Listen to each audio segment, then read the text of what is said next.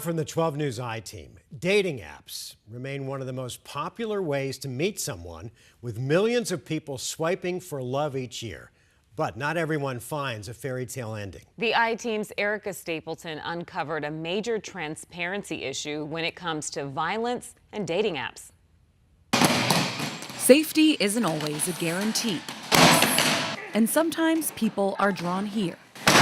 East Valley Krav Maga self-defense in Tempe, after something bad has already happened. Have you ever had someone come in after they've had a bad experience on a date or a dating app? Unfortunately, yes. We've got a lot of that kind of stuff that comes in. Keith Larkin and Michelle Harrison are both lead instructors of Krav Maga.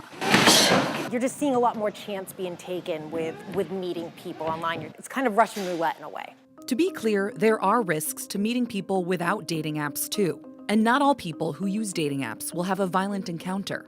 But the reality is, we have no idea how often people report violence or abuse by a person they met online, because no one is really tracking it, at least not publicly.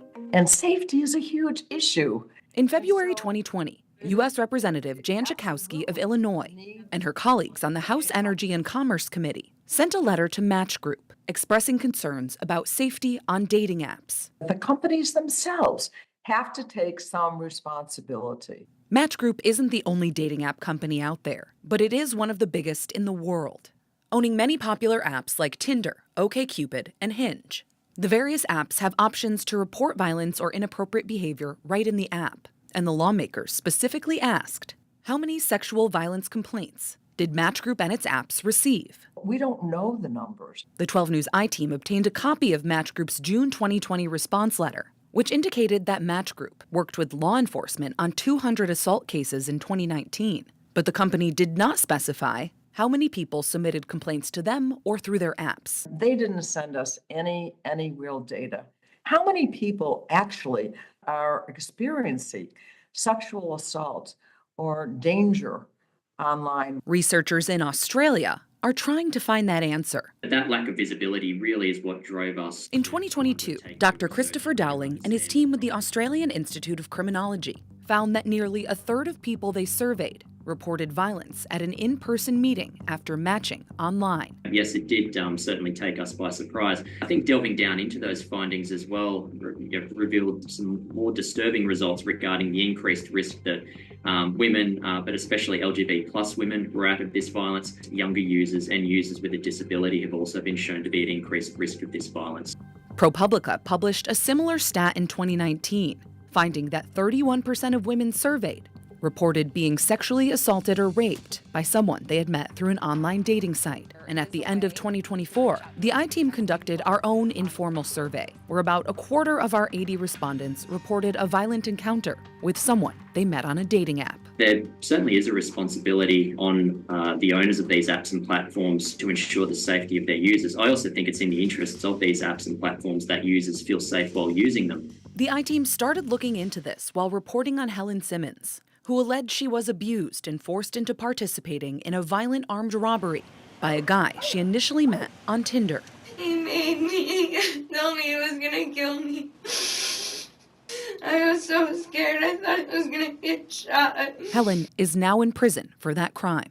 When Helen said she first met Matthew Jones, records show he had just gotten out of prison for aggravated assault and imprisonment involving another woman he met online. Jones wasn't charged based on Helen's allegations, but he was charged and convicted in the robbery case and is also serving prison time. In response to this reporting, a rep for Tinder said they had no record of Simmons or Jones meeting on the app. Over email, a spokesperson for Match Group detailed the company's efforts to address safety on their apps, like using AI to detect harmful messaging or bad actors, and a new partnership with background check company BrightCheck.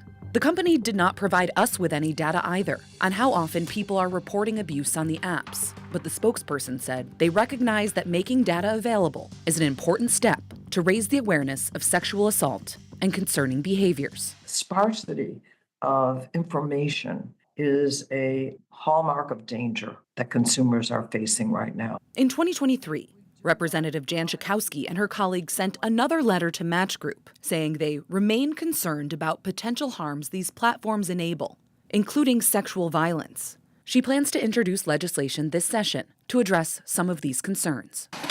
Back at East Valley Krav Maga self-defense. It is about trusting your gut. It's about knowing what your boundaries are. I think it's really, really important, especially as a woman, to give yourself permission to leave if you are uncomfortable. Training body and mind. I sharply rotate to create leverage on his grip. Just try to simulate as real world as possible. Okay, go for it, guys. You don't get to pick the time and place if you're ever going to be attacked. But what happens afterwards is going to be up to you, and we want you to be ready for anything that could potentially happen. Yeah, good reset. Taking safety into their own hands, even if no one else can guarantee it. Erica Stapleton, 12 News. All right, Erica, thank you for that. And to see the rest of the I-Team's investigation into dating apps and violence and background checks, you can head over to the 12 Plus app on your Apple TV, Fire TV, and Roku.